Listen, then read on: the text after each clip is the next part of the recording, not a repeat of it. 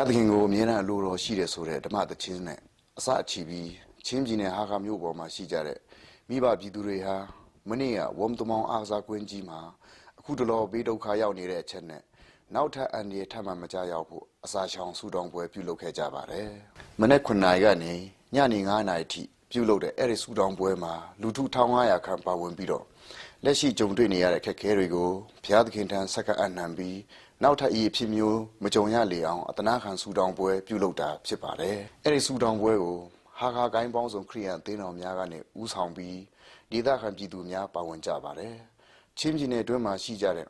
ဘေးဒုက္ခရောက်နေတဲ့ပြည်သူလူထုနဲ့တက်ရှိများနိုင်ငံအတွင်းမှာရှိတဲ့တဘာဝဘေးအန္တရာယ်ကိုခံစားနေရတဲ့ပြည်သူတွေအတွက်ပါဆူတောင်းပေးကြတာပါ။ဇူလိုင်လ19ရက်ကနေအဆက်မပြတ်ရာသွင်းတဲ့မိုးကြောင့်လူနေအိမ်ခြေ90ခန့်ပျက်စီးပြီးနေအိမ်များပြားစွန့်ခွာကြတာဖြစ်ပါတယ်။မကြာမီထပ်မံပြိုကျတော့မဲ့အိမ်ခြေအလုံး1000ခန့်ကိုလည်းစွန့်ခွာသွားကြပြီးဖြစ်ပါတယ်။အခုချိန်မှာပြည်မကနေဟာခါကိုဆက်သွယ်တဲ့လမ်းမကြီးများဟာလည်းဆိုးဆိုးဝါးဝါပြိုပျက်နေတဲ့အတွက်ပြည်သူလူထုတွေဟာစားနပ်ရိက္ခာပြတ်လတ်တဲ့အခြေအနေကိုဆက်ရောက်နေပါပြီ။နိုင်ငံတော်ဆိုရအနေနဲ့ရဟရင်များနဲ့ဆံဖြန့်ကြည့်ပေးဖို့စီစဉ်နေတော့လဲဒုက္ခရောက်နေတဲ့ပြည်သူလူထုအရေးအတွက်ဟာ4000ကနေ5000ခန့်ရှိတဲ့အတွက်စားနပ်ရိက္ခာပြင်လူသုံးကုန်ပစ္စည်းများဟာလည်းစတင်ရှားပါနေပါပြီ။မြို့ပေါ်ကေဆယ်အဖွဲ့ရဲ့တာဝန်ရှိသူတို့ကတော့ယခုလ2ရက်နေ့မှာဒုတိယသမ္မတဦးညံထွန်းလာတော့ကကျပ်ငွေသိန်းပေါင်း200လှူဒန်းခဲ့တယ်။အဲဒီငွေဟာပြည်내အစိုးရထံကနေတဆင့်ဒုက္ခသည်များထံပေးဖို့ဖြစ်တယ်။ဒါပေမဲ့ဘယ်လိုနည်းလမ်းနဲ့ကူညီမယ်ဆိုတဲ့အချက်ကိုတော့အခုထိမသိရသေးတဲ့အကြောင်းပြောသွားပါတယ်။အခုချင်းပြည်내အစိုးရကလည်းစားစရာနေ့စဉ်ဆန်ထုတ်ပေးနေတဲ့အပြင်